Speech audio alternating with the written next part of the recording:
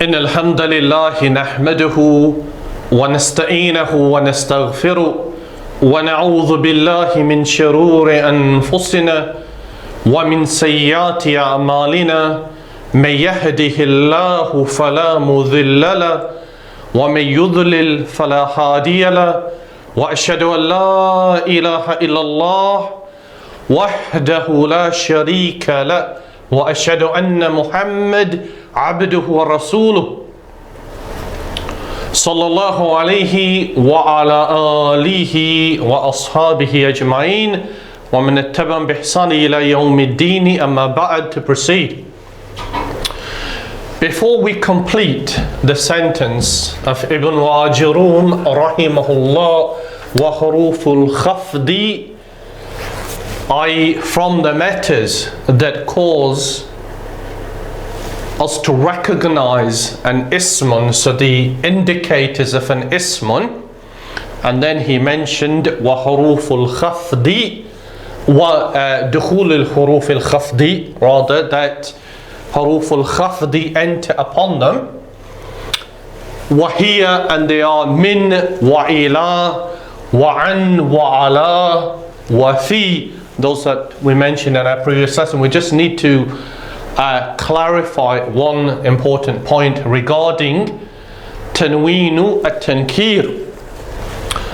So as you remember, tanweenu at-tankir is where the ismun takes a tanween and it is tanweenu kasrin. So we mentioned, for example, the name, where you have a name that comprises of something plus wayhin. So the famous grammarian Sibawayhi,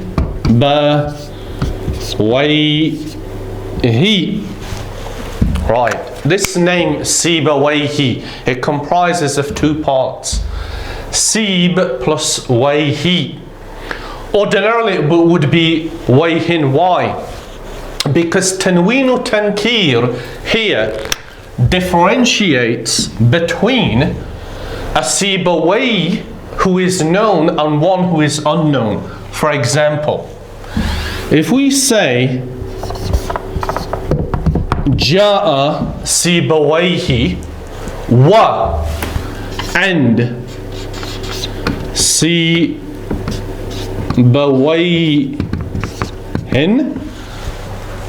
آخر آخر, see, that would be آخر there. Right, جاء is فعل ماض مبني على الفتح. It means he came. Sibawayhi in our sentence, which is a jumlat al-fi'li, is therefore the verb. Not the verb, ya Amr, the doer, the fa'ilun, right? The one who came. Right? Sibawayhi. Just like when you say Ja'a waladun, Ja'a talibun. This is the fa'ilun. What do we notice about the fa'ilun? We notice that there's only one kasra upon it, whereas ordinarily the fa'ilun is always marfu'un. Right? Here it's not marfu'un, there's a single kasra on it. In its default state there would be two, such as Sibawayhin. Why? Because the tanween indicates indefiniteness, just like in a normal ismun. The difference between saying kitabun and al-kitabu, right? Kitabun means a book, any book.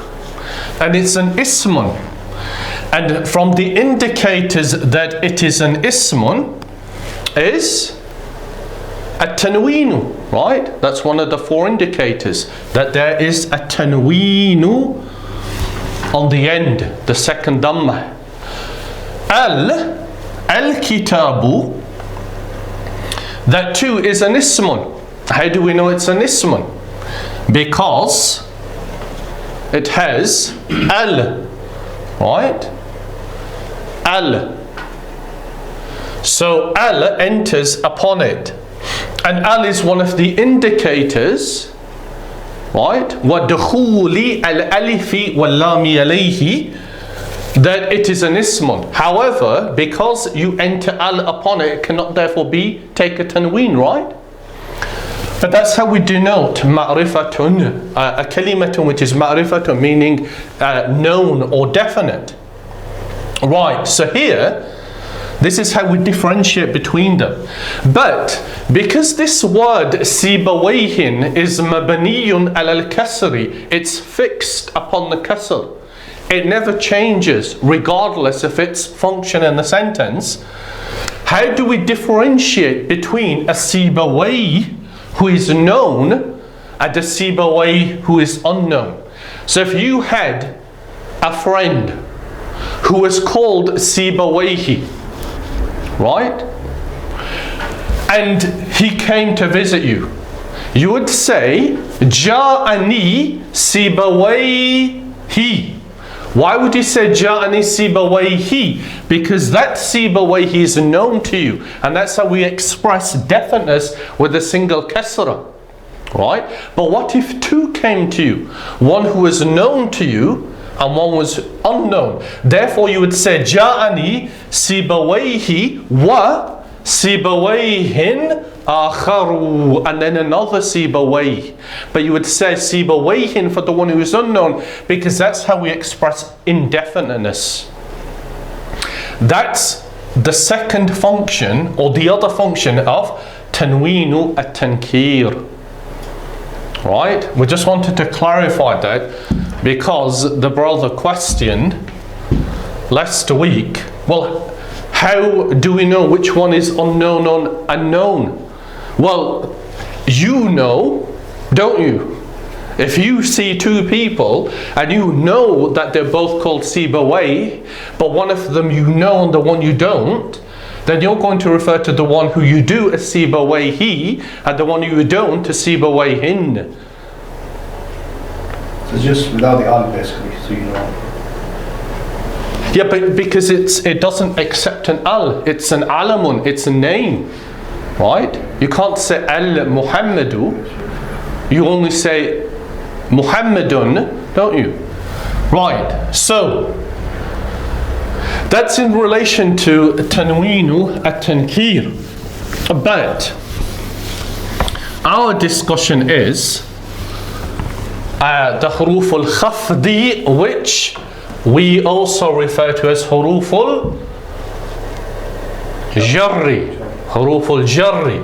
وَهِيَ, and they are the ones that we've already discussed, min wa ila wa an wa ala wa fi. So the next one in our list is rubba wa rubba.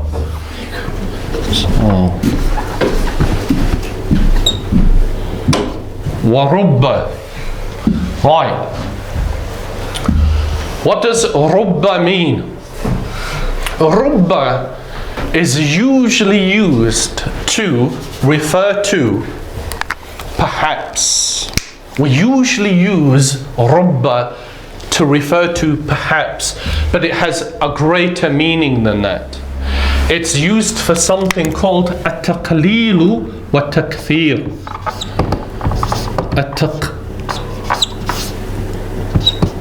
Taqlilu or at-takthir.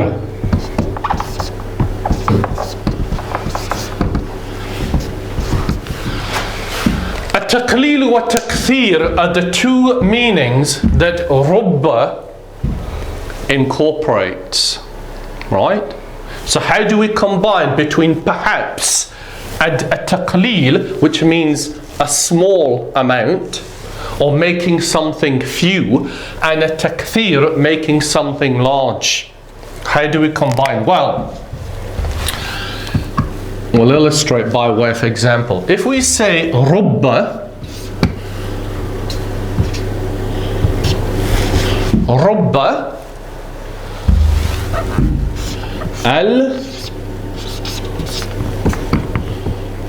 al-mujiddi, rubba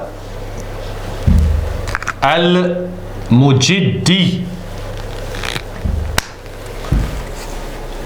What does al-mujiddu mean? The one who works hard. Right? The one who works hard.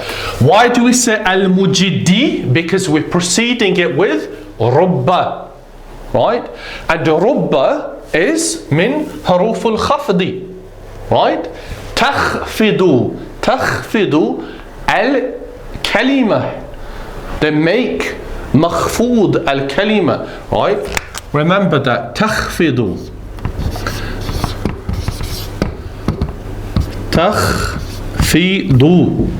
Or if we use jarra, we say, what do we say? Tajurru.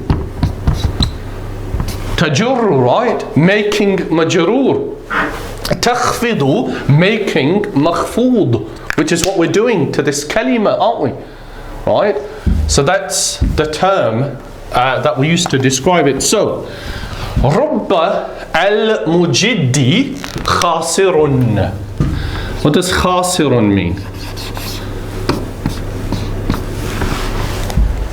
خاسرا فقد خسر خسرانا مبينا خسر lose, right? خاسر means somebody who is a loser in whatever they're doing. You know, somebody wasn't successful. So what does our sentence mean therefore? رب المجد خاسر. If you translate rubba to mean perhaps, right? What does it mean? Perhaps. Perhaps the mujaddi is a loser. Right, perhaps the one who works hard, right, is a loser in whatever they're doing. But remember, we said that rubba is used for at-taqlilu wa takthir, meaning how few or how rare that is, right? The one who works hard, the one who struggles and strives, how often is he a loser? It's rare, right? It's not common. Yeah. That's why it's used for at-taqleel and at-takthir. So for example, if we say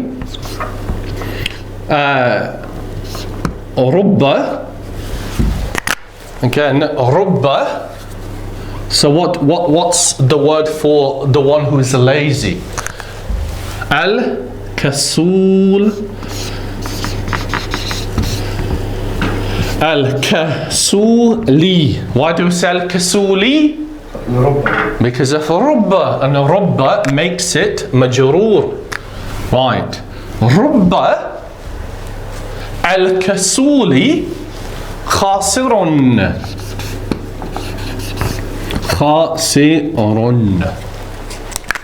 Right? What does it mean now? Rubba al-kasuli khasirun. Lazy. Perhaps the lazy one is lazy. Right. Perhaps the one who is lazy will be a loser. Right? Or is a loser. But now we've used it for a takthir. So what are we saying in effect? We're saying that how many amongst those who are lazy are losers, aren't we? Because we're using it for takthir. Here we're using it for a taqleel, how few. So how do we know whether we're using one for a taqleel or a takthir? How do we know? The siyaq al-jumla, the context of the sentence. If the meaning that you're trying to convey, it doesn't make sense. Yes.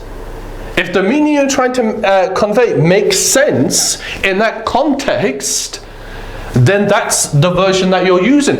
Because no sensible person would think that this sentence, rubba al-kasuli khasirun, means that so many, right, rather so few amongst those who are lazy are losers. And nobody with any sense would think rubba al-mujiddi khasirun, that so many people, would they? No. Amr. Yeah. You wouldn't think that. Right? Like the last ayah in Surah Al-Ankabut, وَالَّذِينَ جَاهَدُوا فِينَا لَنَهْدِيَنَّهُمْ سُبُلَنَا, that those who struggle upon our path, we will guide them upon the correct way. Okay? And the Prophet ﷺ said, Al-ilmu bit-ta'allum. Al-ilmu bit-ta'allum. Knowledge is acquired by learning. So if you make an effort to learn, you're going to acquire knowledge, right? So therefore nobody is going to think that if you say rubba al-mujiddi khasirun, you're talking about a lot of people who work hard are going to be losers. And nobody is going to think that rubba al-kasuli khasirun here means that a few people who are lazy, they're the ones who lose or are unsuccessful. They're going to think it's many, aren't they? Right? Which is why we've used it for takthir. Amr? Yeah. What's the point in it though? Obviously that makes sense anyway. You know it just by the sentence, won't you? What's the point? The point is that you understand the meaning of the usage of rubba, how it's understood amongst the Arabs. Right? So the next harfu jar after rubba is wa al-ba'u, right?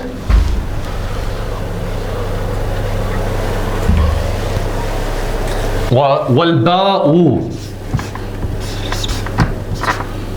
Wal-ba'u. Okay? Now note here that Ibn Wajarum, he said al-ba'u. He didn't say bi. Okay? Why? Because amongst the grammarians, if your harfu jarrin or harfu khafdin comprises of a single letter, then you pronounce the letter. Right? So you don't say bi. So how do we use bi? There are many usage of bi, many different uses. The ones that are common are, how do I say, I grasped by your hand. What's I grasped? Amsaktu. Amsaktu. Okay, I grasped by your hand. Biyaduk. Biyadika ya Amr, biyadika. Biyadika. Amsaktu biyadika. Yadun ordinarily it's the marfu'un state, right? Why do we say biyadika? Because of the B, right? Takhfiduhu or tajurruhu, right? It makes it makhfudun or majrurun, right? So B, it's used in Arabic for what they call al-iltisaq, connecting, right? You're connecting me grasping with your hand. What else is it used? And that's a literal connection, but it can be a figurative one. For example, how do we say I passed? What's a verb? I passed or he passed. Ma, beginning with ma. Marartu. Right? Marartu. By your house. Baitik. Right? Bi baitika or bidarika. Bidarika. Right? Marartu bidarika. Okay? So here the be is used for what purpose? It's passing by, right? So I didn't physically enter into your house, but I passed by it. What else do we use be for? It's used for as-Sababiyyah, which is very common. You know, the reason for something, right? So you can say, for example, be lutfika. Be lutfika. What does lutfun mean? Tasty. That's ta'amun ya amr. Lutfun means kindness, right? Bi lutfika, why do we render fa or lutfun? Because of the bi. Bi lutfika ahabbaka ahabbaka an-nasu. Right, what does ahabbaka mean? Love you. He loved you. Who loved you? An-nasu. An-nasu is a fa'ilun, right? Marfu'un. Okay? Why did an-nasu ahabbaka love you? Bilutfika. Bilutfika. Okay? By your kindness, or for your kindness. So it's used for as-Sababiyyah too. Right? Amr? Yes. And similarly, the other common one is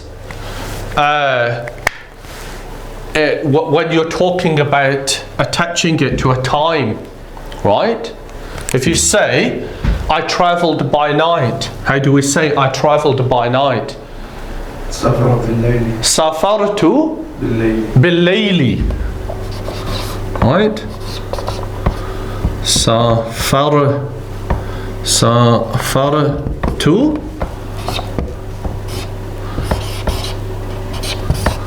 bil-layli.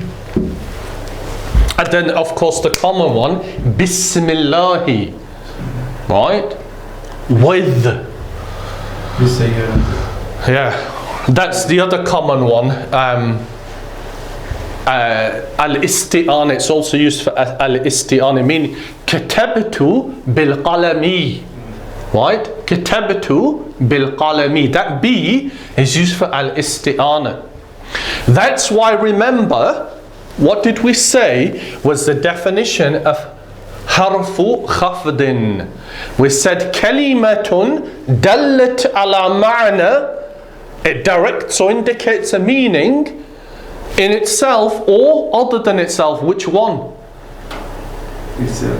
Not itself, ya animal haq, because in other than itself. Why? Why? As soon as it's connected, then it will make sense. Right. Because when you look at the word that follows it, or maybe the one that precedes it, depends upon the context, that's when the real meaning of that harfu jar becomes manifest, doesn't it? Because it can have many different meanings. Right? So that is al-ba'u. The next one on our list is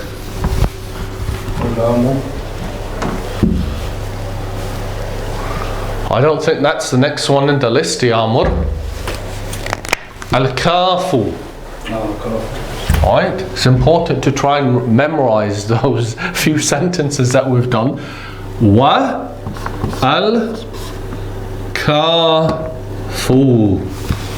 Right. What does the harfu khafdin or jarrin al-kafu mean? Who knows? What's that, sorry? What does it mean, al-kafu, when it's used as a harfu jarrin?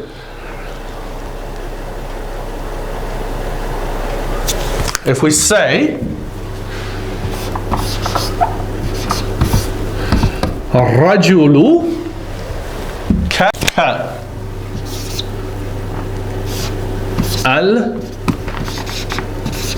al-asadi. Right. Rajulu kal-asadi. Okay, what does ar-rajulu mean? Aman. Right, the men. Ka is a harfu jarrin al-asadi. What does al-asadu mean? Lion. The lion. So when we say ar-rajulu kal-asadi, what does it mean? One is a lion. Not is, that would be ar-rajulu asadun. Like. Right? So the first and most common meaning of ka is like. So if somebody or something resembles something else, then you use ka. Okay? So you say ar-rajulu in this instance kal-asadi. Why would you say that? Because al-asadu is known for what? Strength. It's strength and power and bravery and so on and so forth. So if an individual is known for that too, right, then you would say ar-rajulu kal-asadi, right? If there was a boy who was particularly learned and wise, you could say al-waladu kal-alami, right? Kal-alimi, like a scholar. Okay? If this pen was particularly heavy and was difficult, hard, right? You could say al-qalamu kal-hadidi, right? You understand? Right? Amr? Yeah. And similar, so on and so forth. Okay? If the chair that you were sitting on was particularly uncomfortable, right? And it was heavy and difficult to move, then you could say al-kursiyu kal-hadidi. Right? If there was a student who came to the class and paid no attention, and he looked like his mind was elsewhere, then you could say at-talibu kan-naimi. The student is like someone who's asleep. Right? You understand ka? So the first and most common use is like, literally like. The other use of ka is an example. When you want to say example of, right? Like the ayah in Surah Al-Imran, when Isa alayhi salam said, وَرَسُولًا إِلَى بَنِي إِسْرَائِيلَ أَنِّي قَدْ جِئْتُكُمْ بِآيَةٍ مِّن رَبِّكُمْ أَنِّي أَخْلُقُ لَكُمْ أَنِّي أَخْلُقُ لَكُمْ, I'm going to create for you. What? أخلق لكم من الطين. من الطين. What does الطين mean? Clay. من الطين. What was it? What did he create from clay? Human. Not to human. That was Allah Azza wa Jalla creating Adam alayhi salam. كهيئة الطير فأنفخ فيه فيكون طيرا بإذن الله. Right? أخلق لكم من الطين. I'm going to create for you. لكم. From الطين ka. Ka is used. Ka هيئة كهيئة الطير. What does الطير mean? A bird, right? This is the ayah. There's a similar wording in Surah Al-Ma'idah too, but كهيئة. Hay'a means form, right? The form of a bird. So the meaning is, the ka here, as the grammarians explained in the Mufassirun, the ka here means mithla. Mithla means example. So Isa alayhi salam, as one of his mu'jiza, one of his miraculous occurrences, right, that he demonstrated the correctness of his messengership, was that he created for them from clay the example form of a bird. Right? That is the other use of a mithla. So it's two. It's either like or example. The similar. Well, yeah, they're similar, but that is mithla. And then, of course, like the ayah in Surah Shura, which is well known, Laysa kamithlihi shay'un. Right? Laysa kamithlihi shay'. That ka there, kamithlihi, is a ka az-za'ida. It's an additional ka.